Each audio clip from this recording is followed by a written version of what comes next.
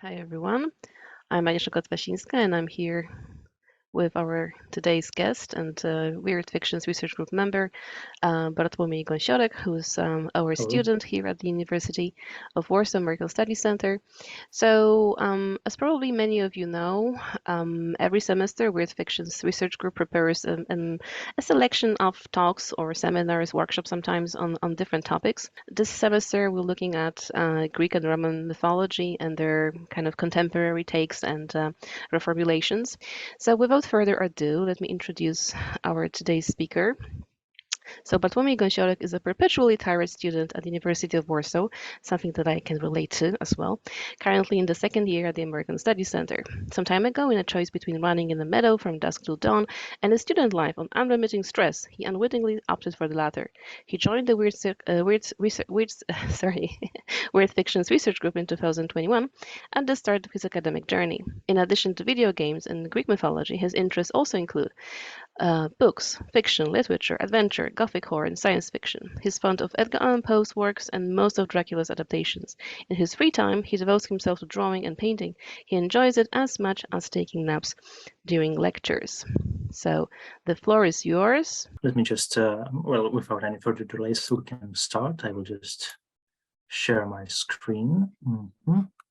Well, we will delve today into the world of Greek mythology and video games. We will try to discuss how they influenced us in the past and how they continue to influence us today.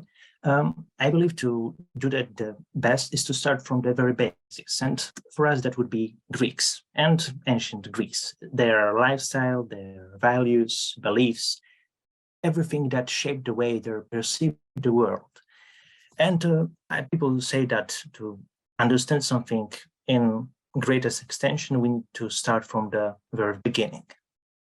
Can I say at the beginning, there was, accordingly to ancient Greeks, there was nothing.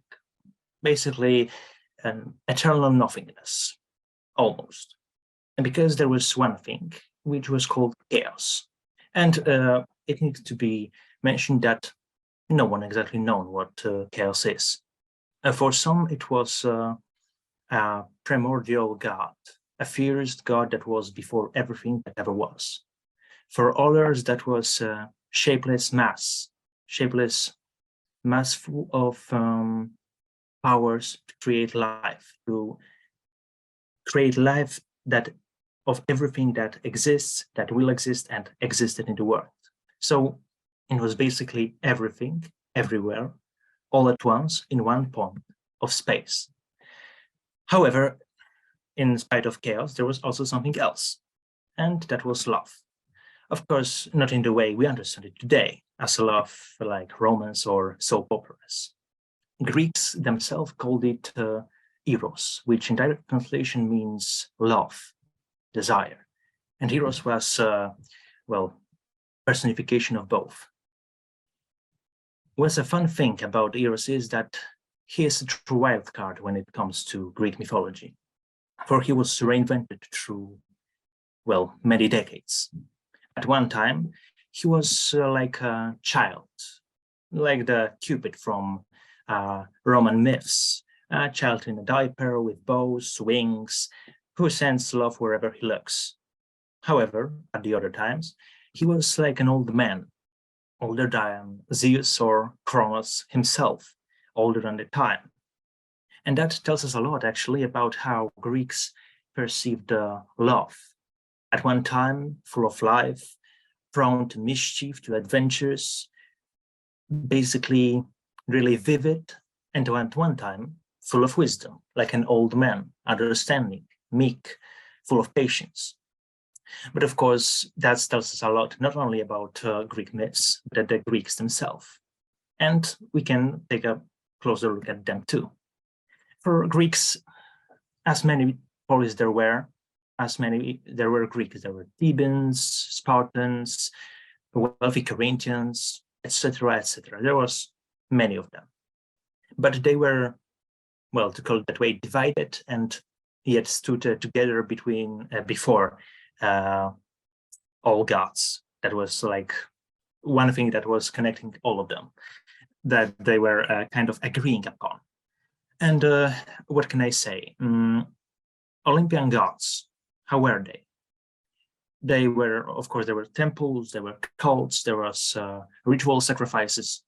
We can ask ourselves, why would Greek gods even care about the Greeks trying to gain their acceptance or their approval?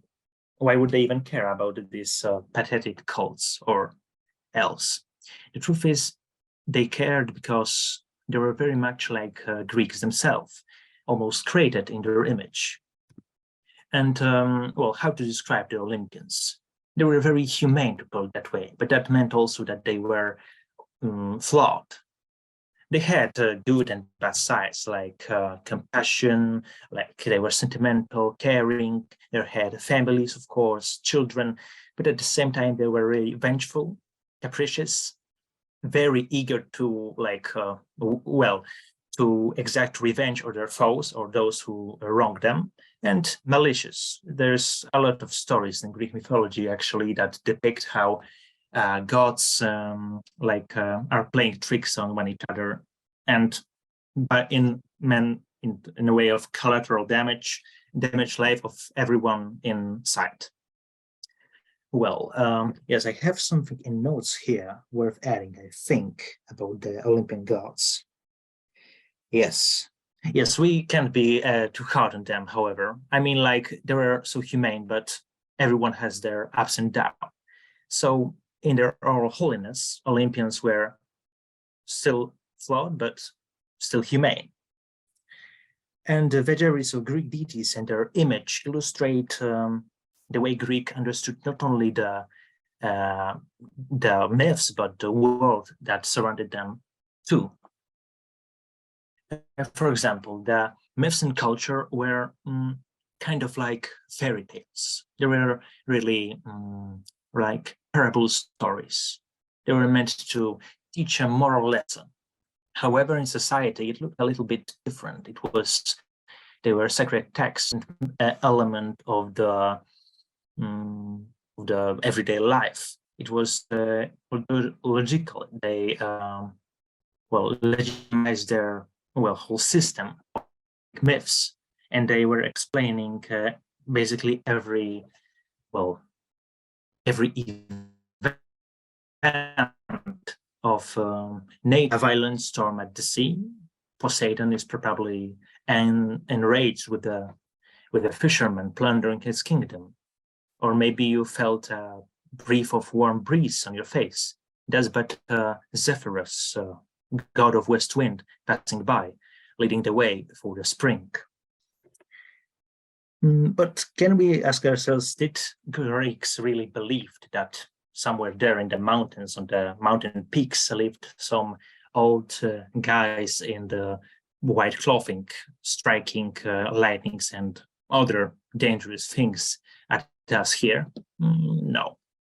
Greeks didn't really believe that, but they were quite aware of the powers and, of things that were simply beyond their understanding.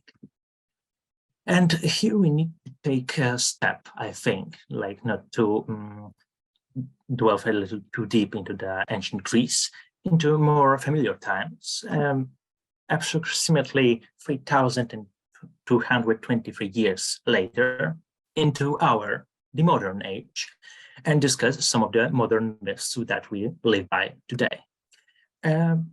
There's a lot of modern myths, like some of society value, some are kind of biological beginning.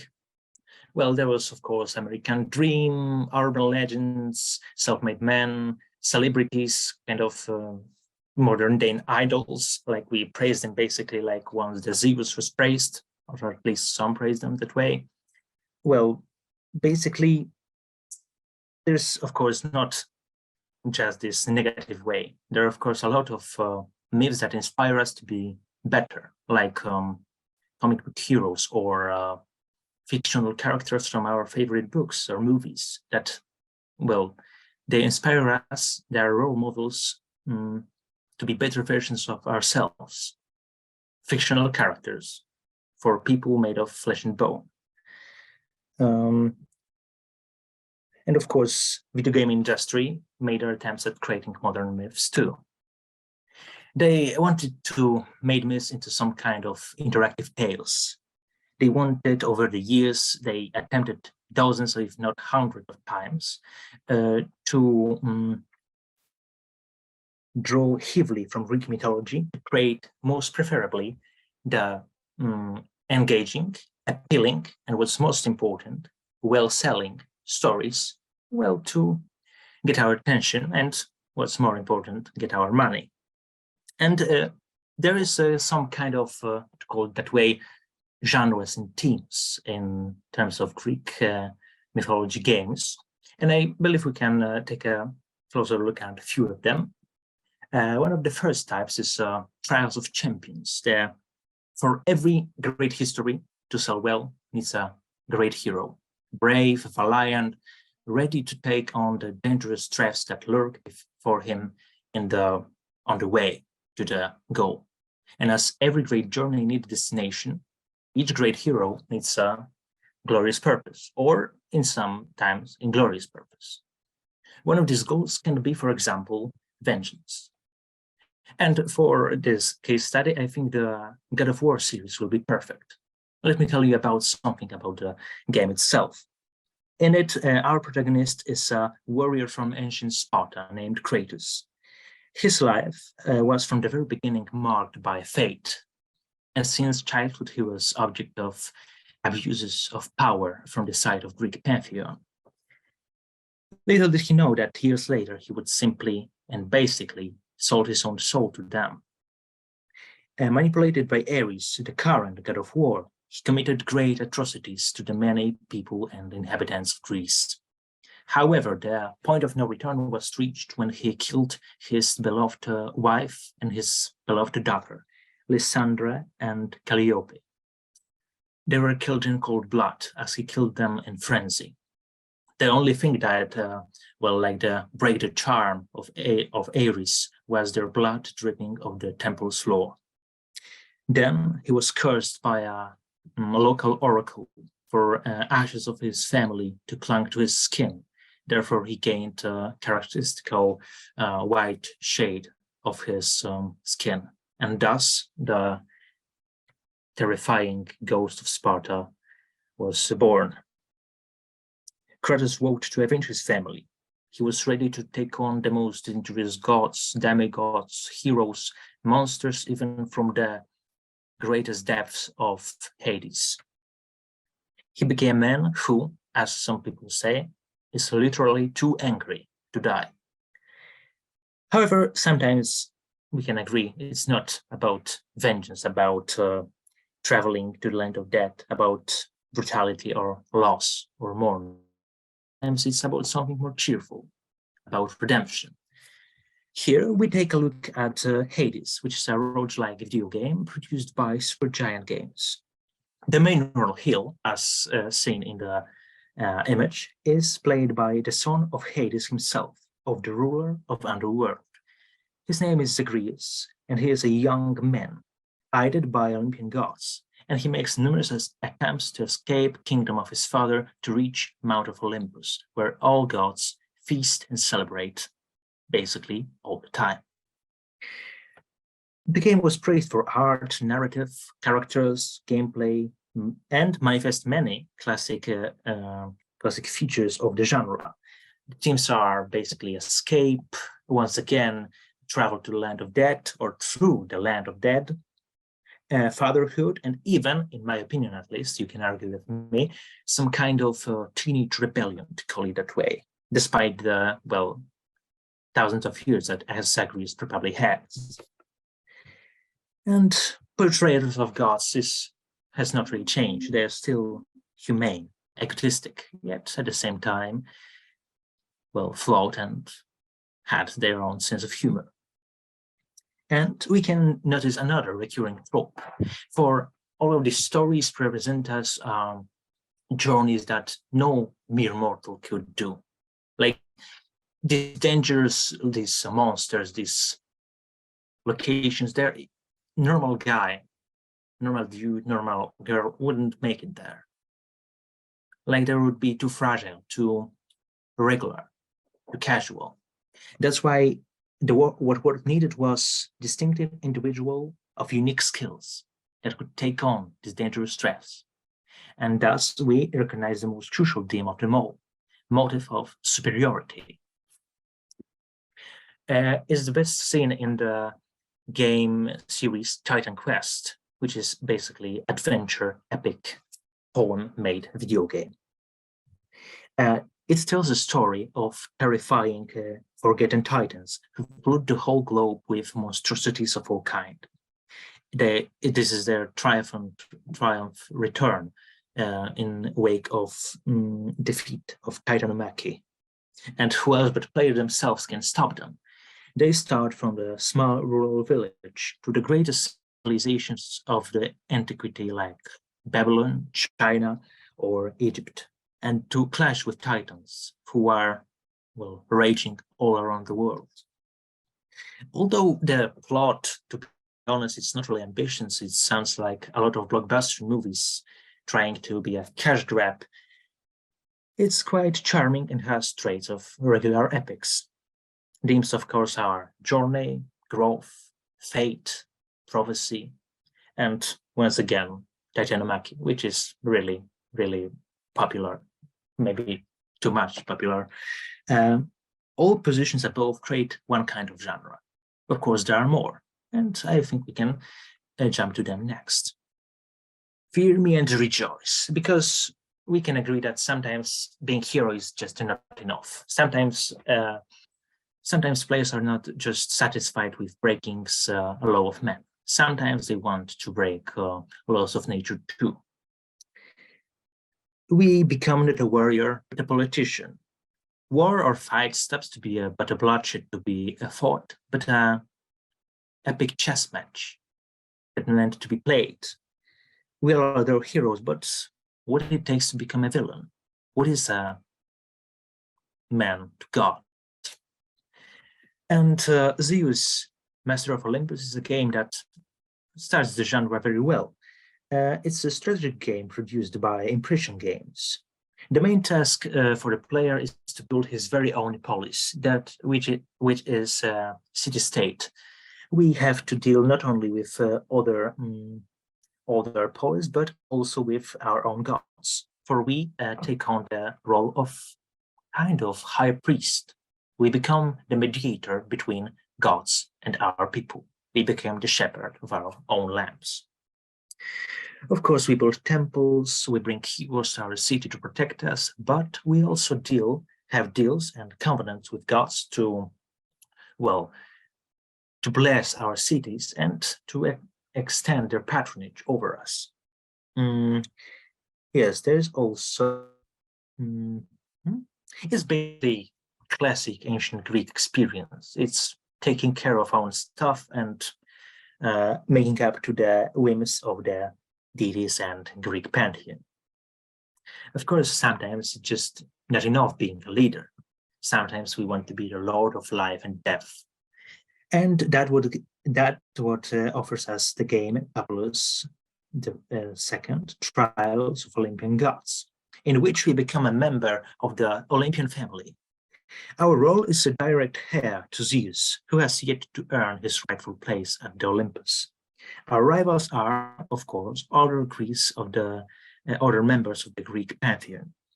We develop our group of followers and look after their needs and prosperity. We as well do our best to make lives of other tribes and their gods as sorrowful as it is possible. Unlike the original game, to which this serves as a sequel, in which we play the role of unspecified deity, this time everything is based and drawn on from the Greek mythology and Greek mythology characters. And, the strategic trait of the game is bring down to the basic statement, us or them. And the similar tropes are seen in game Age of Mythology by Ensemble Studios. It is a real-time strategy, and it offers us many of the populous characteristics. However, it takes the action to the next level. because we don't only guide our tribe, we lead the whole civilization into glory and wealth. And the threats are as great because we need to deal with other civilizations and their gods too. We have to make, also we can include our heroes or even monsters in our armies to make our changes greater. And sometimes we'll have to, over time, of course, not from the beginning, to make deals with gods of own and of other civilizations to ensure victory. And so far, we can agree that we discussed a quite serious approach to the original source. The gods, the characters, the locations are major, brutal, their subject is dark, violent. That's why I wanted to propose to a deep dive into opposite side of spectrum, which is more cheerful, more happy, more merry, but at the same time kind of ridiculous. And we will see about that right now. Because we will discuss indie games and myths in them. When it comes to big AA games, they are restricted by many things. By that I mean investors' expectations, crunch, other conflicts in the company, etc., etc. The real magic, in my opinion, is born not in the uncomfortable offices, but it can be found elsewhere, in small communities of fans whose enthusiasm can create truly amazing and mostly surprising games that can, well, the best way to talk about this is to show it, but I think we need to at first talk about themes and traits of indie games. And that's not really an easy task because the exceptionality of these games can be expressed in many ways. Graphics, art, mechanics, gameplay, characters, narrative, even the conception. And often the indie games break the conception itself. So what would be the one trait that we could categorize all the indie games franchises that are created till this day? I believe word experimental will be the best one, because with each indie game, we take a step forward into the unknown, into the not yet uncharted region of our imagination, basically. And I think we can discuss a few examples of these games. For example, Oculus. Oculus is a roguelike game set in ancient Greece, and it breaks the concept from the very beginning, because the game's protagonist is an unnamed philosopher who is critical when it comes to gods, and he is a witness to the destruction of the school of Athens by one of the gods' feet, which kills basically everyone that was in the school of Athens. He is enraged, what can I say? We go from the city to recruit other people and convince them that the gods are, well, probably the worst thing that happened to mankind, because they shapeshift into animals, they kidnap women, they rape men and women, they kill basically everything that enrages them, and they're like big, basically they're like big children with a machine gun. They are just dangerous and won't help anyone. And we go around the world to kill their minions, overthrow them, and form an ochlocracy, which is the mob which destroys basically everything that stands in its way. Of course, there is something more cheerful than Oculus, like Funk of Titans. It's quite simple, endless runner type of game. Long story short, we become the Perseus, son of Zeus, and we need to face once again, which is really recurring, and I can't believe that people would choose them so often, Titans, which are trying to take attention from Black Zeus, the role of Olympus, Sky, Lightnings, and Funk, with their rap, pop, and rock music. Does it sound fun? Yes. Ridiculous? As much. However, there's also other more happy stories like Full Metal Furies. It's a team beat 'em up game, and we are taken to a fantastic universe in which we are in alternative version of Hades, where science fiction merges with Greek mythology. During the battle, we use various types of firearms, and on the maps there is no shortage of futuristic elements. However, we can find on our adventures and face, among others, minions like minotaurs, harpies, hydras, and other creatures from Greek mythology. Once again, Titans play the role of villains. And the campaign tells the story of a group of female warriors, the titular Furies, who need to take a stand against them to save the world. And here's an extra fact. Furies are, in the Greek mythology at least, the goddesses of vengeance. Their looks are quite terrifying because they remind of bloodthirsty gorgons, and by that I mean tusk in the mouth, snake-like hair, golden wings. Well, the only advice I would give someone who will see them is run and don't look back. But there's also more, well, to call it that way, traditional games like Epiphanion. It's a simple 2D action game, heroic narrative based on the ancient Greek mythology, of course. But what I find most charming and eye-catching is the graphic style, which is, of course, based, seen in this graphic here, on ancient Greek vase paintings. And I think while the mechanics are nothing of revolutionary, the graphics are quite, nice for an eye. But of course, sometimes we have to step back. We need to look into the past and see what we've done and what could have been done better. And sometimes we need to take something old to create something new. Sometimes we need to change a little bit something to create something entirely new. And that's what some of the games did. They took their Greek myth and merged it with other themes, with other genres, with other mythologies even, and basically in type of syncretism. For the case study, I chose the series Dishonored 1 and 2. That's can be kind of unusual choice because this game is basically first-person stealth game in steampunk world where main themes are morality, brutality, conspiracy, and occultism.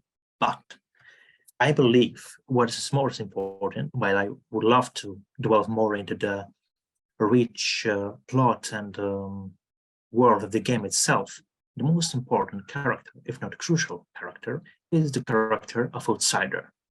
And what can be said about this mysterious man?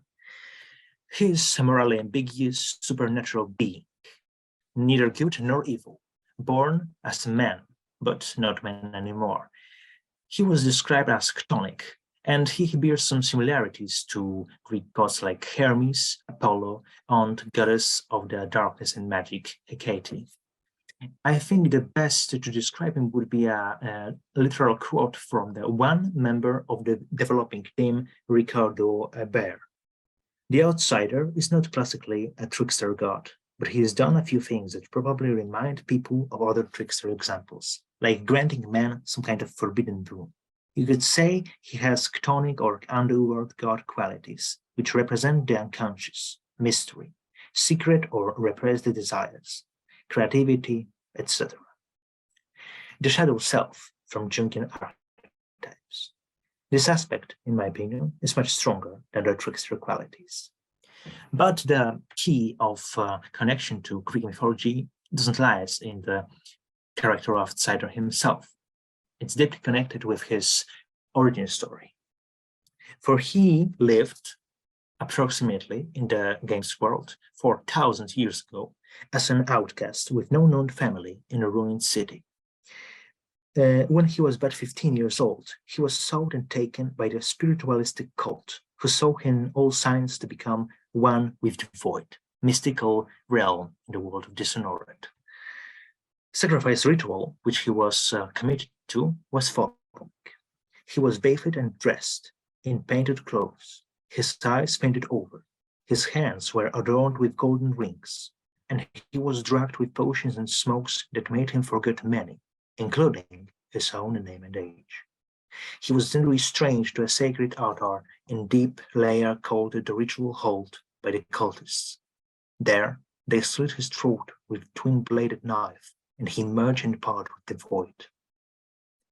And the ritual itself, while brutal, was in my mind twisted iteration of ritual pharmakos or pharmakoi. And what was pharmakoi?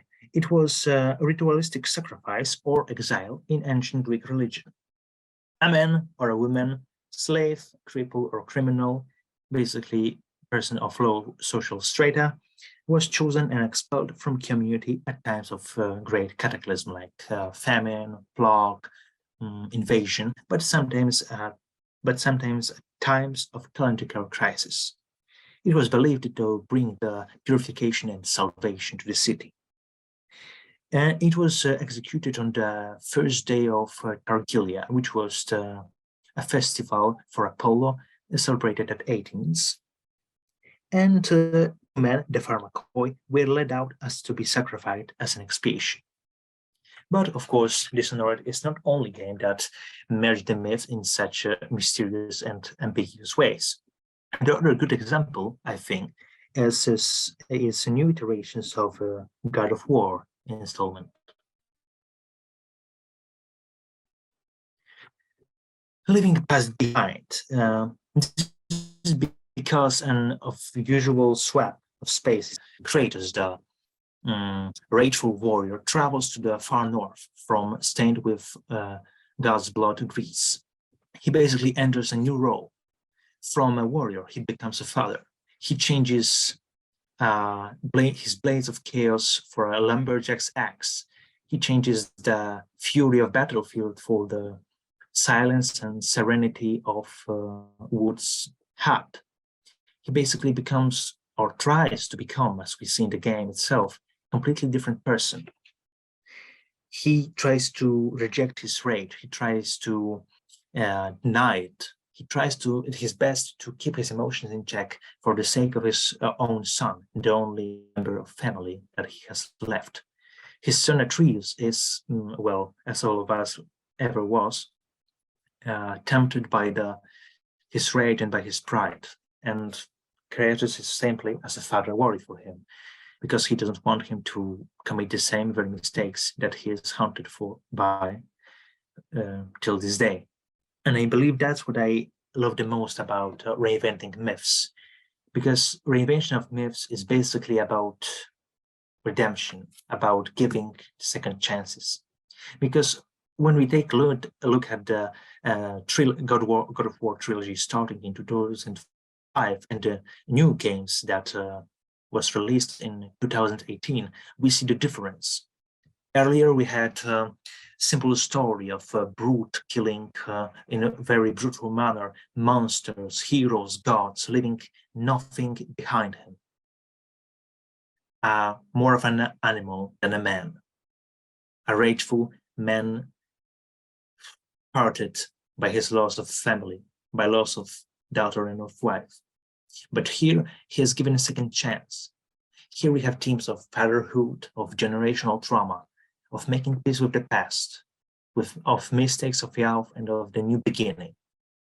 The promise that something can be changed, that we are asked question not what have we done, who we are, but we start to ask ourselves questions, who I am going to be tomorrow.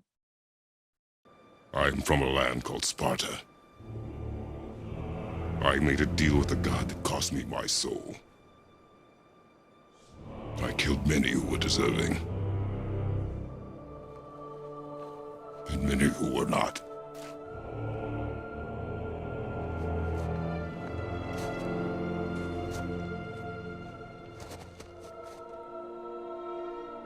I killed my father. That was your father in hell. Is this what it is to be a god? Is this how it always ends? Sons killing their mothers? Their fathers? No. gods we choose to be, not those who have been. Who I was is not who you be. We must be better.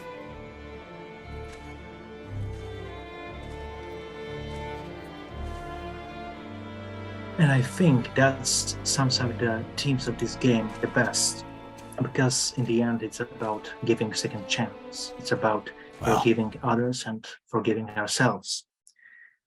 In the end, we need to stop torturing ourselves for the past. We need to focus more on the future. And I can assure you that future holds but not few surprises for us.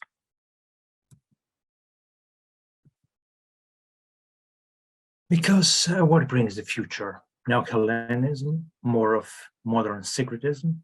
Well, there can be a few of closest, the nearest future examples of that. For example, continuation of Hades. And Hades is, of course, the same trope and the same ideas, but in the new light. We are given the character of Zagreus' sister, whose name is Melione, and her goal is kind of different than her brother.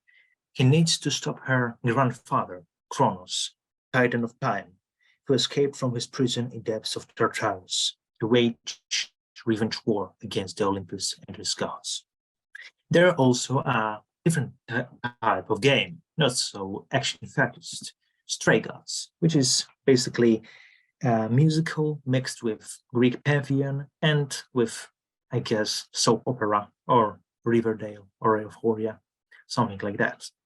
And it's basically focused, as the description tells, gods, romance, murder, musical numbers. Play as Grace in a world where Greek gods live in hiding among us. Change your fate as you draw friends, foes, lovers into song, using your powers of musical persuasion to unravel the mystery of the last muse. Well, quite an unusual attempt, right? But the future holds a few more surprises which we expect to happen, but not exactly have to happen. Like, for example, adventures of Kratos in the land of mythological Egypt. But that's a tale for another time, I guess, because I don't think if we still have time. And I think we can now enter the section of Q&A, if you would have some questions about that. So, or we can just sit in silence if you want. Let's maybe not. Thank you, Bartek, for this wonderful presentation. I really enjoyed it, and I do have some questions and some comments, but maybe let's start with questions from the audience. Maybe you have some questions like to ask Bartek either in the chat box on your right, or you can signal that you would like to talk with your mic turned on.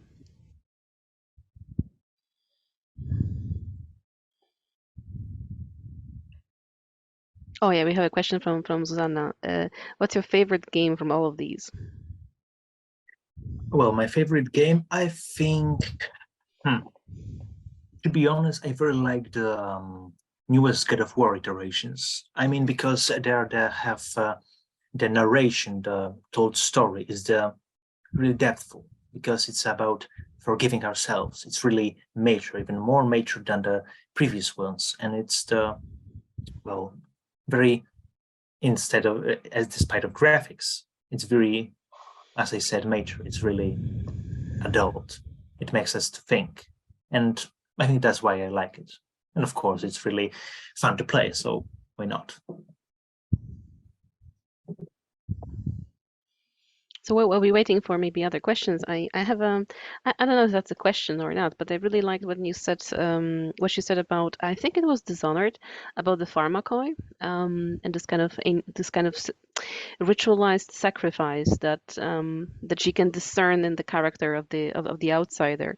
So I was kind of wondering if you've seen a similar I don't know, trope, let's say trope or myth in other games as well. This the story of this, someone being kind of either symbolically or more literally sacrificed for the good of the community in terms of pharmacoi. In terms of pharmacology, well, to think about that, I recognize, although I haven't played it yet, the similar trope in it's kind of a fresh game, Assassin's Creed Odyssey, and it tells a story of, if I remember correctly, I can't think of the name of the main protagonist, but I believe that in this game we play a role of a Spartan, perhaps the last of the Spartans. And in a great battle, in the Battle of Past, we are excluded from the community because we show some kind of weakness, and we need to be killed, we need to be sacrificed. And of course, as everyone reacted in their right mind, we don't agree on that, and that's why we leave to prove ourselves. Yeah, I mean, I think it's a theme that I've noticed in movies, perhaps more than in games. And I'm not a gamer, so I don't really know anything about games, apart from what I see when my husband's playing them. But this is a super interesting theme, and I think I can sense a a BA topic emerging here. Thinking about the pharmacoi in contemporary, I don't know, cinema or games, because it's a very powerful motive, this idea of sacrificing someone for the, let's say, for the community, and specifically sacrificing someone who, as you've said, is considered weak by the community. So a slave in ancient Greece, or a person with disability, or women, I think, right, or children, right? So this is something quite interesting. Yeah, like minority, like someone who has no one's back, who can count only on themselves. And I think that's really interesting trope, because many can relate to that, to being not understood, to being rejected by the community for some of ideas. And I think we had another question here, if we may, about the goddesses in the other games. And to be honest, to my surprise, no. I mean, the most prominent examples that comes to my mind is the Hades 2, which wasn't even released yet. Most of the heroes are like Kratos mentioned, like Zagreus, maybe in Titan Quest, because in Titan Quest we can create, of course, our own character. So it's up to us who is the main hero. But I think that it's really fourth stage when it comes to women Greek goddesses in the main role. Of course, in God of War we have them like villains like Persephone or Athena herself, but very rarely they are made the main heroes, the main, to call it that way, good guys of the franchise. So yeah, I think not many. And I think that's a waste, because I think there are a lot of great stories to be told about them. Yeah, maybe. Sorry, it's maybe connected to the that majority of the players are males. So maybe that's the reason also. Yes, perhaps yes. I think the Kratos is what appeals to male fantasy of super muscular superheroes in very, very uncomfortably clothing. So yes, that's one of the main problems. But I think that perhaps with Hades, maybe not exactly from the start, from the release, but it can be changed, that it can show that it can be done well. I did a quick survey while you were discussing the last question on the kind of gender identification of audiences, and I checked God of War, the one from 2018. So this is like an informal survey on Reddit, but 60% of players identified as male, or self-identified as male, and 30% as female, and the other, I think, 7% and 3% as kind of non-binary or did not want to disclose their gender. But this is kind of interesting what you were both saying, both Ola and Bartek, that it's like a male fantasy that we get strong heroes with the female characters as either supporting or perhaps as villainous, but not in the kind of main role, which reminds me of the thing that's happening in literature. Like when you look at young adult literature, or even literary fiction with like capital L, you have so many stories of female characters from Greek mythology happening right now.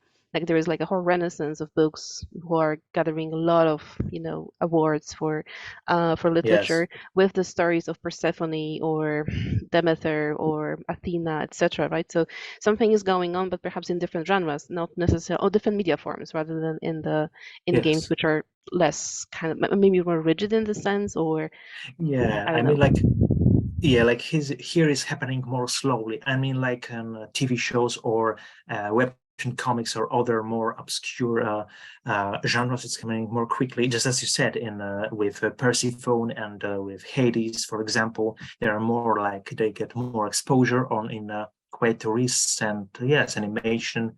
Blood of Zeus. It's also most throw their even more spotlight.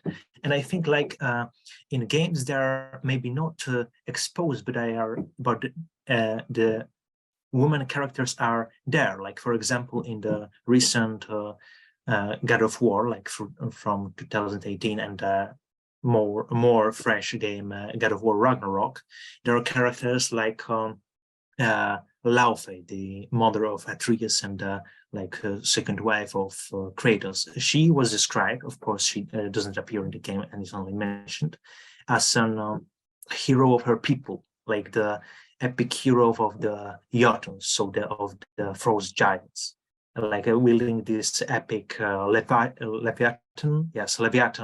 axe, dealing with all the dangers that coming to their people. And I believe like they are there, these characters, these great women characters, but they are not given the exposure they deserve.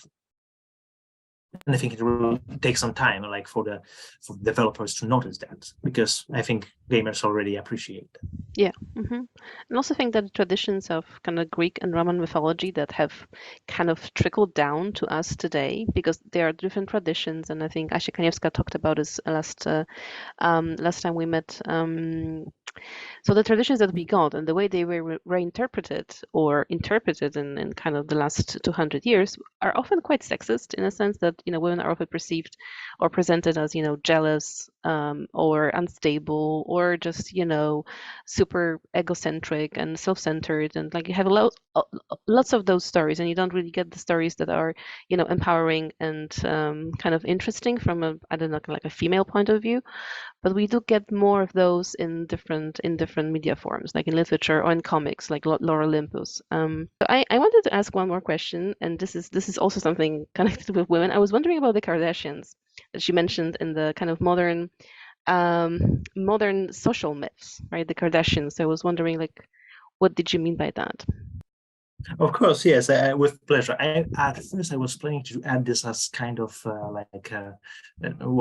metaphorical eye candy, like to get your attention. But in Good work. fact, the exposure the Kardashians get, like from the still ongoing, as I recall, reality show Keeping Up with Kardashians, is like building up the myth.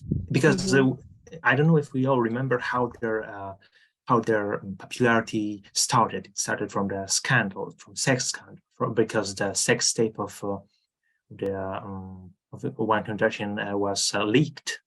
Because of that, like it can be like controversial, but I'm really admiring how it was dealt with to like made this great success despite the whole leaked tape. And they build a quiet myth around themselves. I mean, when we look on their Instagram, at their social media sites, at their products, how they promote themselves, they're building this myth of successful family that like they keep it together, they're strong together, and like there's this recurring, kind of call that way, trope of different characters, people getting involved with them, and no matter how bad it is, Kardashians always, at least they show themselves that way, come out at the top, like they win. So I understand it that way, like they are creating their own myth, and they are showing that, and they're showing us their own myth. Thank you. I like this idea of themselves creating a kind of familial myth of also of a matriarchy, right? Because it's a family without men. Men are always kind of in secondary positions, and they're like coming and Like going in a guest sense. stars, kind of. Yeah. Guest stars, yes.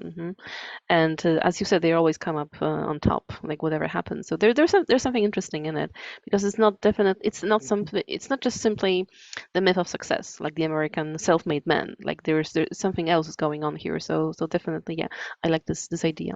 Okay, we still have a couple of minutes. Maybe we have some other questions from the audience about the games or about the myths. Or about Kardashians. Yeah.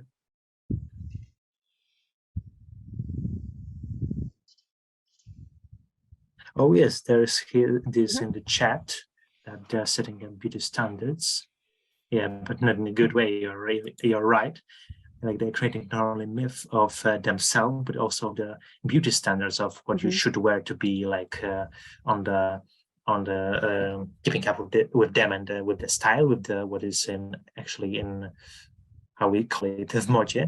I believe that's really important. Like they are like creating not only the way we perceive them, but they like try to make us perceive the world and like reevaluate things around us according to their like ladder of necessities. Like to care more about looks than about inner self, about our problems, for example. Yeah, and there's So, also I think that's a good point. Sorry, Susanna, you were saying, or Ola? No, that was me. If I could add just one more thing, because I'm also seeing this particularly on TikTok that people are kind of destroying this myth right now. Like, I think that in a couple of years, this will definitely change how we perceive them, because people started noticing that they are not relatable, that they live in like completely different world than normal people do. So that would be interesting, I guess, for their career, just to see how they would kind of handle it. And they already started to show more of their, let's call it regular life, even though it's not, but they are just trying to stay in power. But it's definitely becoming less and less important. Yeah, and there's the question of yes, I think like it's this just sorry, go on. Like the desperate like the desperate attempts to like stay on the top, like they are accused that their life is an illusion and they are delusional, so they continue like no, we will show you our regular life, and they continue to stage it all the time. So it's like they are desperate and like can break their own, because probably the truth is more ugly than their happy world. And the way you understand it is very close to how kind of Greek mythology worked. So this realm of the mortals versus the realm of the gods. And in a sense, well, it may sound a bit trite and a bit trivial, but I mean, it is like the world of super celebrities and super rich people is like a world of their own. It's almost like an Olympus to our mundane reality, where we have to deal with our failing bodies and I don't know, failing careers, etc. Right? And their world is perfect. One thing that I wanted to mention in connection to the Kardashians is that I think one thing that is often overlooked is how much their brand is based on the appropriation of blackness and kind of black femininity. That it's something that is so amazing and I think it's starting to get to people on TikTok and in social media. Like they're starting to notice that, and even more and more, that there is something kind of wrong with capitalizing on blackness in such a way and without actually being black. So I mean, there's a lot to unpack when it comes to Kardashians. Another great BA topic in the making, just saying. Yes, and actually, like this kind of reminds me of this idea on the Greek myths and the mythology itself. And I don't remember which scholar came up with this, but the whole idea basically was trying to say that myths we know today, we read about and we find in the tombs or in the relic sites, are basically the reimagined, like kind of told again stories of past, really past, of the long forgotten past events that happened, like the Zeus, who wasn't a god but just a really regular, leader, lord of some tribe, maybe of some polis, perhaps also as ladies men, as the Greek mythology tells us, because he's like, whenever this hero or some important character, there is 90% chance that Zeus is their father. So it's like really, I think, like, interesting to add this. I have maybe one more question about the games, because it was quite interesting for me to see the clip from God of War, because there were you could see the kind of Norse or Celtic, let's say, influence, Yes. or kind of, but aesthetics, let's call it, but also the Greek one, which was mentioned, quite directly by the character. And I was wondering if this is something that you see as the future of gaming, like they have to kind of move into this more, I don't know, like a mishmash of different cultures and myths to go on, or do you think they will continue on this kind of more, I don't know, let's say more Spartan kind of way of looking at just like one mythology? I think this series we mentioned, the Blood of Zeus, is a good example of that, because despite it's giving our new plots, new characters, strong women characters, like being not just eye candy but character of flesh and bone, that the themes of original, like the classics, Spartans, like future Spartans, wealthy Corinthians, this old myth is not going to die. It's maybe going to be less popular, but it's going to be there. Of course, the world of gaming, and not only of gaming, needs something fresh. So I think they will continue to mix the mythologies, like in the God of War Ragnarok, the Greek mythology with Norse. They will continue with maybe of Asian mythologies, for example, maybe of India, something like that. I think like they won't stop, and they will like go in every direction that they will think of, like keep the machine going. Okay, so very last question, because I have one more. Do you see any other games that utilize Slavic mythology apart from the Witcher series? Like, are there people trying to tap into that, or not really, or it's just the Witcher 3 games and that's it? For now, I think that Witcher is in the top of these games. Like the others, if there are less popular, and I think that for now, the developers from outside of Poland are kind of maybe out of their division, out of their specialty. Like they're kind of afraid to tap into that because that's not really familiar to them. Yeah. Like why just settle for some guy called Perun when we have like Thor or something like that, where something what is more recognizable. So I believe that's what it's all about. It's about what is more popular. Like in the ages of Marvel Cinematic Universe, people are going to recognize more Thor than some a Slavic god of thunder or earth. But I think that's really like the Slavic mythos is really underappreciated, and there is a lot of great stories there hidden, like for us to venture there and discover. I mean, who knows? Maybe The Witcher will finally kind of break this wall, because it's the free games were hugely popular. I mean, the first one, it won all those awards. I mean, that's what I know, at least, right? But but then you had the TV show, but the TV show isn't really that much. I mean, it doesn't really delve into Slavic mythology. I mean, there are Slavic monsters, but you don't really feel this is a show about Slavic mythology.